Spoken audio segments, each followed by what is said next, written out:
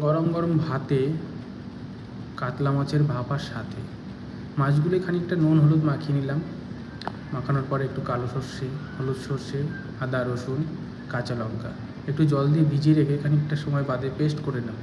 তারপরে পেঁয়াজগুলো কুচি কুচি করে কেটে মাছগুলো একদম হালকা ভাজা ভেজে নেব, শুধু এপাশ ওপাশ গরম তেলে ছাঁকা ভাজা 30% কুক। তারপর মাছগুলো তুলে নেবার পরে একটা মশলা বানাবো। কালো জিরে ফোড়ন দিলাম, পেঁয়াজগুলো ভালো করে ভেজে নিলাম, টমেটো দিলাম, টমেটো দেওয়ার হলুদ, লঙ্কার গুঁড়ো, আদা রসুন পেস্ট আর লঙ্কাটা একটু ক্রাশ করে নিয়েছিলাম, ক্রাশ করে দিলাম।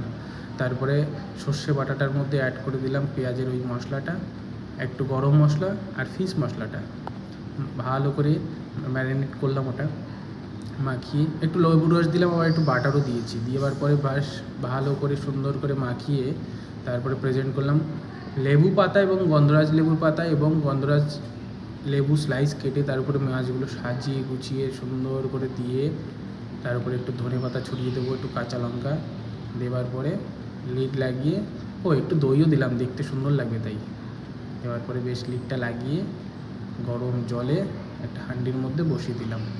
30 থেকে 40 মিনিট ভাপা হবার পরে খুললাম, সে যে কী সুন্দর গন্ধ, অপূর্ব সুন্দর টেস্ট। গরম গরম ভাতের সাথে দারুণ খেলাম।